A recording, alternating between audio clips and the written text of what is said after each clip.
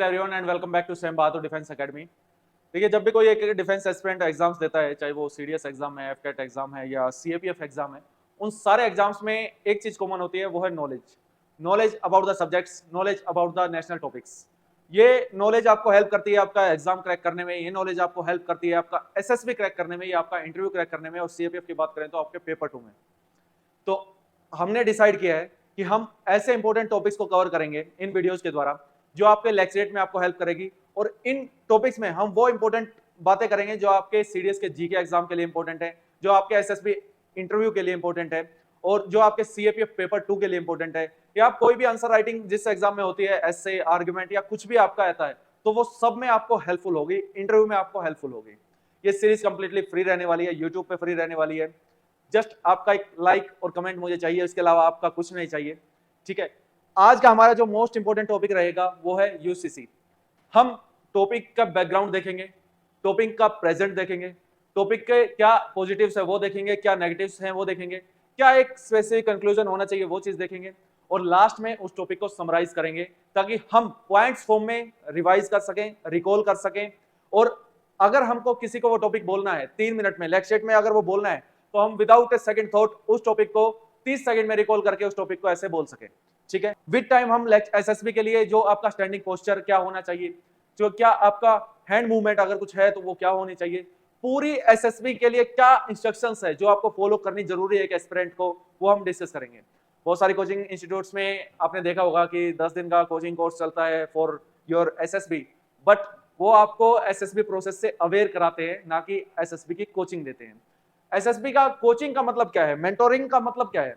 Mentoring का मतलब है कि आपके अंदर क्या कमियां हैं उनको आइडेंटिफाई करके उनको रिकरेक्ट कैसे करना है, इस बारे में बात करना। इस बारे में कोई बात ही नहीं करता है। हम कंप्लीट आपको एसएसबी में जो भी हेल्पफुल होगा वो सारे टॉपिक्स आपको कवर करवाएंगे, वो इंस्ट्रक्शंस आपको करवाएंगे इसी यूट्यूब चैनल पे। अगर आपने सब्सक्राइब नहीं किया है तो कर लीजिए। और आज का हमारा टॉपिक है uniform civil code. Supreme court डंडा मारती है, कह रही है कॉमन सिविल कोड लाओ। आपने देखा होगा कि अगर कोई भी इंसान कोई भी क्राइम करता है, चाहे वो किसी भी रिलीजन से हो, किसी भी कास्ट से हो, तो उसको आईपीसी और सीआरपीसी के तहत सजा मिलती है। मींस क्रिमिनल एक्ट्स में हमारे लिए एक कॉमन कोड है जो कि आईपीसी में मेंशन है और सीआरपीसी में मेंशन है। तो इसी तर्ज पे, इसी लेवल पे इंडिया में there should be uniform civil code और नॉट, ये एक डिबेटेबल टॉपिक चलता रहता है। यूनिफॉर्म सिविल कोड का मतलब क्या है, सबसे पहले आपको यह पता होना चाहिए। आप कहीं भी इसके बारे में बता रहे हैं या लिख रहे हैं तो आप एक डेफिनेशन से स्टार्ट करते हैं कि यूनिफॉर्म सिविल कोड एक कॉमन कोड है या एक कॉमन लॉ है जो एंटायर कंट्री पे लागू होगा, सारे रिलीजन्स पे लागू होगा, पर्सनल मैटर्स में। ये 3 कीवर्ड मोस्ट इंपॉर्टेंट है कि common code for the entire country, या कॉमन लॉ आप बोल सकते हैं एंटायर कंट्री। दूसरा क्या है कि सारे रिलीजन्स के पे लागू होगा, और पर्सनल मैटर्स में लागू होगा। ये 3 की पॉइंट आपकी डेफिनेशन में होने चाहिए। पर्सनल मैटर्स को आप बता सकते हैं कि वो मैरिज हो सकती है, डाइवोर्स हो सकता है, या सक्सेशन हो सकता है, या प्रॉपर्टी का डिवीजन हो सकता है, इनमें से कुछ भी हो सकता है। अभी एट प्रेजेंट हमारे यहाँ पे हिंदू सक्सेशन एक्ट है जो कि 1956 का है। उसके हिंदू की जो डेफिनेशन है वो अपने आप में ब्रॉड डेफिनेशन है। उसमें हमारे हिंदू हैं, बुद्धिस्ट हैं, सिख हैं, जैन हैं, और मुस्लिम के लिए अलग से एक्ट हैं, क्रिश्चियंस के लिए अलग से एक्ट हैं। तो इन इतने सारे एक्ट्स ना हो के पर्सनल अफेयर्स में एक कॉमन कोड होना, उसको यूनिफॉर्म सिविल कोड बोलते हैं। आप बैकग्राउंड की बात कर सकते हैं कि बीएन राव कमेटी ने 1941 में, बीएन राव, आपने ये नाम सुना होगा जब इंडियन पॉलिटी आपने पढ़ी होगी, बीएन राव कमेटी ने ये रिकमेंड किया था कि हिंदू लॉज को आपको कोडिफाई करने की आवश्यकता है। दूसरा एक इंपॉर्टेंट पॉइंट, हाल ही में, अब क्यों हम इस चीज के बारे में बातें कर रहे हैं, क्योंकि रिसेंटली 22nd लॉ कमीशन ने ये सजेशंस मांगे हैं वेरियस स्टेक होल्डर्स से कि आप यूसीसी के बारे में क्या समझते हैं, हमें बताइए। यहाँ पे इंपॉर्टेंट आपके एग्जाम के लिए लॉ कमीशन है कि क्या ये कॉन्स्टिट्यूशनल बॉडी है, नहीं, ये कॉन्स्टिट्यूशनल बॉडी नहीं है। क्या ये एक्ट के द्वारा बनाई गई है, एक स्टैट्यूटरी बॉडी है, नहीं, ये स्टैट्यूटरी बॉडी नहीं है। ये एक एग्जीक्यूटिव बॉडी है जो किसी एक्ट से नहीं बनाई गई, ना ही कॉन्स्टिट्यूशन में मेंशन है, जो सिंपल एक ऑर्डर से बनाई गई है, और इसका कार्यकाल 3 साल का होता है। ये आपके एग्जाम के लिए इंपॉर्टेंट था। यूसीसी में भी कुछ आर्टिकल्स हैं जो आपके एग्जाम के लिए इंपॉर्टेंट हैं। तो गोवा एट प्रेजेंट एक ऐसा स्टेट है जहां पे यूसीसी लागू हुआ है, क्योंकि वहां पे पुर्तगीज सिविल कोड लगता है 1867 का, पुर्तगीज को सिविल कोड, गोवा। ये इंपॉर्टेंट फैक्ट है, ये आप अपने इंट्रोडक्शन में बोल सकते हैं, लिख सकते हैं। और इसके अलावा अब प्रोपोनेंट्स क्या बोलते हैं, मतलब समर्थक क्या बोलते हैं कि इंडिया में यूसीसी क्यों होना चाहिए। ठीक है, ये बातें करते हैं कि इंडिया में यूसीसी क्यों होना चाहिए। एक जो हमारे ऑनरेबल सुप्रीम कोर्ट है वो भी बार बार बोल चुके हैं वेरियस केसेस की जजमेंट्स में कि देयर शुड बी यूसीसी और common code for all the personal matters, and parliament को ऐसा एक्ट बनाने की नीड है। वो केसेस भी आप अगर जानना चाहें तो जान सकते हैं। अहमद खान वर्सेस शाहबानो का केस था 1985 का। Sarla Mudgal case versus union of India 1995 का। इन केसेस में ऑनरेबल सुप्रीम कोर्ट ने कहा कि पार्लियामेंट को एक ऐसा एक्ट बनाना चाहिए जो सारे पर्सनल मैटर्स में डील करे, सारे रिलीजन्स के लिए। फर्दर आप अपने आर्ग्यूमेंट्स को कैसे सपोर्ट कर सकते हो, आपका first and most important point होना चाहिए कि कॉन्स्टिट्यूशनल मैंडेट। अगर भारत में यूसीसी लगता है तो ये कॉन्स्टिट्यूशनल मैंडेट को फुलफिल करेगा। कॉन्स्टिट्यूशनल मैंडेट क्या चीज है, आपको पता है, हमारे पास एक लॉ बुक है, एक डॉक्यूमेंट है जिससे हमारा पूरा कंट्री रन होता है, उसको हम इंडियन कॉन्स्टिट्यूशन के नाम से जानते हैं। उसमें वेरियस पार्ट्स हैं, उसके पार्ट 4 में एक डीपीएसपी मेंशंस हैं। डीपीएसपी क्या होता है, directive principle of state policies. Means कि अगर कोई भी स्टेट गवर्नमेंट कुछ भी कानून बनाती है तो उनको ये पॉइंट्स ध्यान में रखना होगा। वो आपके किस में मेंशन है, पार्ट 4 में। ये आपका एग्जाम के लिए इंपॉर्टेंट है। कौन से आर्टिकल्स में डील करता है, आर्टिकल 36 to 51 में डील करता है। क्या ये जस्टिसिएबल है, नहीं, ये नॉन जस्टिसिएबल है। डीपीएसपी नॉन जस्टिसिएबल है। इसका मतलब क्या है कि अगर इनको फॉलो नहीं किया जा रहा तो कोई भी इंसान कोर्ट में जाके रिट नहीं डाल सकता कि इनको फॉलो नहीं किया जा रहा। इनके कंपैरेटिवली फंडामेंटल राइट्स आपके जस्टिसिएबल हैं, फंडामेंटल ड्यूटीज भी जस्टिसिएबल नहीं है। ये एक्स्ट्रा इन्फॉर्मेशन हो गई। अब आते हैं वापस वहां पे कि प्रोपोनेंट्स क्या बोलते हैं। प्रोपोनेंट्स बोलते हैं कॉन्स्टिट्यूशनल मैंडेट को फुलफिल करेगा, जो कि आर्टिकल 44 में मेंशन है। ये आर्टिकल भी आपका इंपॉर्टेंट है कि ये आर्टिकल किससे, यूसीसी किस आर्टिकल में मेंशन है, तो आर्टिकल 44 में ये मेंशन है। Second most important point, India एक सेकुलर नेशन है। सेकुलरिज्म हमने अपनाया हुआ है। इसका मतलब क्या है, सेकुलरिज्म को हम दो भागों में देखते हैं, एक वेस्टर्न सेकुलरिज्म और एक हमारा इंडियन सेकुलरिज्म। वेस्टर्न सेकुलरिज्म को हम एक नेगेटिव कोनोटेशन समझते हैं। उनका अर्थ है कि गवर्नमेंट का रिलीजन से कोई लेना देना नहीं है, कोई इंटरफेयर नहीं करेगी, दोनों बहुत अलग हैं। इंडियन सेकुलरिज्म का मतलब ये है, जो हमारे कॉन्स्टिट्यूशन में मेंशन है, कि हम किसी पर्टिकुलर रिलीजन को सपोर्ट ना करके सारे रिलीजन्स को इक्वली सपोर्ट करेंगे। तो सेकुलरिज्म का कॉन्सेप्ट फुलफिल होगा, तो सेकुलरिज्म का कॉन्सेप्ट फुलफिल होगा इससे। तीसरा, जेंडर जस्टिस इससे होगा। आप नेक्स्ट पॉइंट मेंशन कर सकते हैं, जेंडर जस्टिस। आर्टिकल 14 आपने पढ़ा होगा पॉलिटी में, राइट टू इक्वालिटी की बात करता है। राइट टू इक्वालिटी कहां है, अगर किसी एक लड़की की शादी 15 साल में हो रही है और एक लड़की की 18 में, तो इक्वालिटी कहां है समाज में। दूसरा, एक लड़की को प्रॉपर्टी में राइट है, दूसरी लड़की को नहीं है, क्योंकि वो अलग अलग रिलीजन से थी। सेम लड़कियों को राइट ही नहीं है प्रॉपर्टी में, मेल को राइट है, ऐसा क्यों। ये जेंडर इनइक्वालिटी शो करता है। और जब रैंकिंग आती है ना, तो हमारा नाम मिलता है लास्ट में जेंडर इनइक्वालिटी में, कि हाँ बहुत ज्यादा इक्वालिटी वाला आता है कि जेंडर इक्वालिटी नहीं है भारत में। तो जेंडर जस्टिस फुलफिल करेगा। इवन हमारी जो फंडामेंटल ड्यूटीज है, आर्टिकल जो 51A है, इसमें टोटल 11 फंडामेंटल ड्यूटीज हैं, और ये पार्ट 4A आपका कॉन्स्टिट्यूशन का माना जाता है। उसमें जो 5th फंडामेंटल ड्यूटी है, वो बोलती है हमें ऐसी प्रैक्टिस को छोड़ना चाहिए जो वीमेन के लिए डेरोगेटरी हो या उनको अपमानित करे।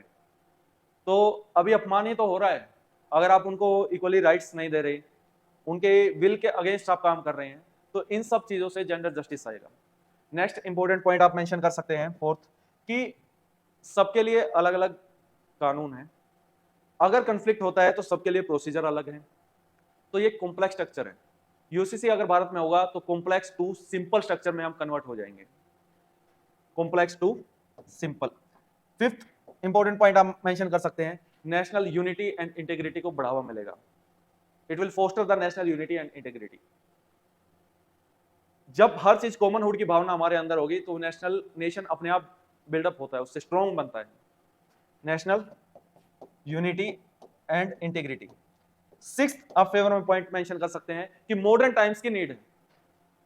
वर्ल्ड लेवल पे हम इंडिया वर्ल्ड लीडर बनने की कोशिश कर रहा है, वर्ल्ड लीडर बनना चाहते हैं, लेकिन ये जो हमारी सोसाइटी फ्लॉज हैं इनको जब तक हम सोल्व नहीं करेंगे तब तक हम कैसे वर्ल्ड लीडर बन जाएंगे। मॉडर्न चीजें किस चीज के बारे में बात करती हैं? इंडिविजुअल राइट्स के बारे में, डेमोक्रेसी के बारे में, इक्वालिटी के बारे में, जस्टिस के बारे में। तो ये चीजें जब तक हम नहीं देंगे मॉडर्न टाइम की नीड इंडिया फुलफिल नहीं कर पाएगा। तो दीज आर द पॉइंट्स जो सपोर्ट करते हैं कि इंडिया में यूसीसी होना चाहिए, लेकिन ऐसे ही ओपोनेंट्स हैं या जो बोलते हैं कि नहीं होना चाहिए। और चैलेंजेस भी हम बोल सकते हैं कि इंडिया में क्या चैलेंजेस हैं। अगर आप ऐसे लिख रहे हैं या स्पीकिंग में आप ले रहे हैं तो आप चैलेंजेस नेक्स्ट पॉइंट मेंशन कर सकते हैं।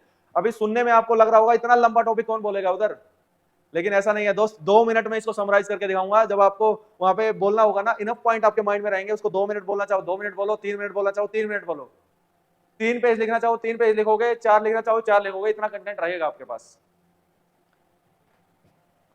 चैलेंजेस, सबसे बड़ा चैलेंज जो ओपोनेंट्स बोलते हैं वो है आर्टिकल 25। आर्टिकल 25 हमारे कॉन्स्टिट्यूशन के फंडामेंटल राइट मींस पार्ट 3 का पार्ट है। वो बोलता है कि जो पर्सनल लेवल पे आपको रिलीजियस प्रैक्टिस की फ्रीडम रहेगी। तो लोग बोलते हैं कि ये हमारे जो रिलीजियस मैटर्स में उसमें इंटरफेयर किया जा रहा है अननेसेसरी, वो हमारे आर्टिकल 25 के अगेंस्ट है। सबसे पहला पॉइंट।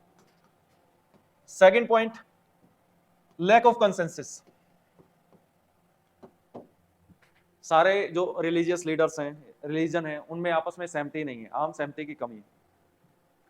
जब किसी एक इंसान का इंटरेस्ट दूसरे इंसान के इंटरेस्ट के अलग होगा तो कैसे आम सहमति हो जाएगी? तो कुछ लीडर्स को ऐसा लगता है कि ऐसा होने से हमारे राइट्स चले जाएंगे, ये हमारे राइट्स के अगेंस्ट है, तो वो इस चीज पे हाँ भरेगा ही नहीं। और जब तक आम सहमति नहीं होगी, उससे नेक्स्ट पॉइंट निकल के आएगा, अगर लैक ऑफ कंसेंसस में हम यूसीसी को इंप्लीमेंट करते हैं तो लॉ एंड ऑर्डर की सिचुएशन खराब होगी। नेक्स्ट हमारा जो मेजर पॉइंट आता है, कुछ लोग बोलते हैं, कुछ एक्सपर्ट्स बोलते हैं it is against the federal structure. हमारे कॉन्स्टिट्यूशन में 12 शेड्यूल्स हैं, उसमें 7 शेड्यूल फेडरल स्ट्रक्चर की बात करता है कि हमारे इंडिया में यूनियन लिस्ट है, स्टेट लिस्ट है, कंकरेंट लिस्ट है। तो जो ये मैटर्स हैं ये सारे स्टेट लिस्ट का पार्ट आते हैं। सेंट्रल गवर्नमेंट इसमें क्यों इंटरफेयर कर रही है?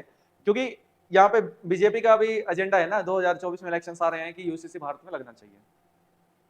तो ये कुछ पॉइंट्स थे, आपके माइंड में और एक्स्ट्रा पॉइंट आते हैं तो प्लीज कमेंट सेक्शन में जरूर बताइए। नेक्स्ट, कंक्लूजन क्या है या सॉल्यूशन क्या है? ये सब प्रॉब्लम हमारा, एक तो ह्यूमन माइंड, इंडियन माइंड ऐसा है कि प्रॉब्लम्स की बातें करता रहता है, सॉल्यूशन ओरिएंटेड कोई बातें नहीं करता है। लेकिन बीइंग एन फ्यूचर ऑफिसर और बीइंग एन ऑफिसर, आपका ये एटीट्यूड होना चाहिए कि आप एक अच्छा डिसीजन मेकिंग पावर आपके पास हो और सॉल्यूशन ओरिएंटेड प्रॉब्लम सोल्वर आप हो, ताकि आपकी जो कंपनी, आप कंपनी कमांडर बन के जाएंगे तो लोग आपके पास प्रॉब्लम लेके आए, आपके पास सॉल्यूशन होंगे। सॉल्यूशंस इस टाइम पे हमको जो मेंशन करना है, सबसे पहले तो कंसेंसस हमारी होनी चाहिए सारे स्टेक होल्डर्स की, क्योंकि अगर मिस इंटरप्रिटेट किसी ने कर दिया और लॉ एंड ऑर्डर की सिचुएशन खराब हुई तो बड़ी दिक्कत होगी। फार्म बिल्स में ऐसा हुआ, देखने को मिला। लैक ऑफ कंसेंसस के लिए सबसे मेजर चीज क्या चाहिए आपको? Political will. अगर पॉलिटिकल विल है भारत में तो वो काम हो जाएगा, पॉलिटिकल विल नहीं है तो वो काम नहीं होगा। तीसरा सबसे जो मेजर पॉइंट है वो है अवेयरनेस। अगर सोसाइटी में अवेयरनेस होगी इसके बेनिफिट्स को लेके तो सोसाइटी डिमांड करेगी ना वो रिफॉर्म, और जो रिफॉर्म सोसाइटी ही डिमांड करे वो एक मैच्योर डेमोक्रेसी का एग्जांपल है। तो अवेयरनेस नेक्स्ट पॉइंट है। One of the most important point कि आप इसको ऐसे नहीं लागू कर सकते कि कल से भारत में यूसीसी लागू है। अगर आपने ऐसा किया तो इसके बैड कॉन्सिक्वेंसेस हमको देखने को मिल सकते हैं। लोग इस चीज के लिए तैयार नहीं है। तो इसका सॉल्यूशन ये है कि आपको पीस मील अप्रोच अपनानी चाहिए। ये क्या भारी वर्ड है? इसका मतलब ये है कि आपको फेज मैनर में आगे बढ़ना चाहिए। तो I think this is all about the uniform civil code. बहुत पॉइंट्स हो सकते हैं, आप अपने लेवल पे सर्च कर सकते हैं, सोच सकते हैं। एंड ये आपका लेक्सेट का टॉपिक भी है, चाहे आप किसी भी बोर्ड में जाएं, इलाहाबाद बोर्ड में जाएं, आप देहरादून जाएं, आप मैसूर जाएं। काफ़ी रिसर्च के बाद हमारे पास बहुत सारे ऐसे टॉपिक्स हैं और उन टॉपिक्स को हम 1 बाय 1 कवर करेंगे, जो आपके ग्रुप डिस्कशन के भी टॉपिक है, जो आपके लेक्चरेट के भी टॉपिक हैं। और यही टॉपिक्स आपको पेपर 2 में CAPF में पूछे जाते हैं और यही टॉपिक है कि आपसे इंटरव्यू में भी क्वेश्चन पूछा जा सकता है और पर्सनैलिटी टेस्ट आप अगर यूपीएससी में दे रहे हैं तो उसमें पूछा जा सकता है, या कहीं आंसर राइटिंग आप कर रहे हैं, किसी और एग्जाम को टारगेट कर रहे हैं जिसमें आंसर राइटिंग रहती है, तो ये टॉपिक्स वहां भी आपके कवर होंगे। आई थिंक हमने एक होलिस्टिक कवरेज ली है, इसको समराइज करते हैं। यूसीसी की डेफिनेशन एक कॉमन कोड होना चाहिए पूरे भारत के लिए, जो सारे पर्सनल मैटर्स में डील करे, सारे रिलीजन्स के लिए एक कॉमन कोड हो, ये उसकी डेफिनेशन है। गोवा एट प्रेजेंट एक ऐसा स्टेट है जहाँ पे यूनिफॉर्म सिविल कोड लगा है, क्योंकि वहाँ पे पुर्तगीज सिविल कोड 1867 लागू हो चुका है। और 22 अभी लॉ कमीशन ने डिमांड की है, सजेशन मांगे सारे स्टेक होल्डर्स से कि वो अपने सजेशंस दें यूसीसी के बारे में। और हिस्टोरिकल बैकग्राउंड हम देखें तो BN राव कमेटी 1941 में उन्होंने रिकमेंड किया था कि हिंदू लॉज को कोडिफाई करने की नीड है। ऑनरेबल सुप्रीम कोर्ट ने भी कई बार अहमद शाह वर्सेस शाहबानो केस या ये Sarla Mudgal versus union of India case में ये बार बार बोला है कि एक ऐसे एक्ट की आवश्यकता है जो यूनिफॉर्म सिविल कोड जैसा हो। फर्दर पॉजिटिव्स में इसके आएंगे कि ये कॉन्स्टिट्यूशनल मैंडेट को फुलफिल करेगा, नेशनल यूनिटी को स्ट्रेंथन करेगा, सेकुलरिज्म को बढ़ावा करेगा, कॉम्प्लेक्स टू सिंपल स्ट्रक्चर में कन्वर्ट करेगा, मॉडर्न टाइम्स की नीड को फुलफिल करेगा और जेंडर जस्टिस लेके आएगा। अगेंस्ट में पॉइंट ये है कि लैक ऑफ कंसेंसस है, आर्टिकल 25 के अगेंस्ट है, लॉ एंड ऑर्डर की सिचुएशन खराब हो सकती है, और जो लास्ट में मेजर पॉइंट है वो फेडरल स्ट्रक्चर के अगेंस्ट माना जाता है।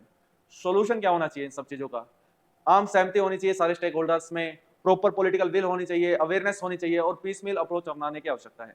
This is all about the uniform civil code. आपको वीडियो पसंद आई हो तो लाइक, शेयर एंड कमेंट जरूर कीजिए। नेक्स्ट टॉपिक ऐसे ही मोस्ट इंपोर्टेंट टॉपिक, आप कोई टॉपिक चाहते हैं तो कमेंट सेक्शन में बताइए, हम डिटेल एनालिसिस टॉपिक करेंगे। Thank you so much. जय हिंद।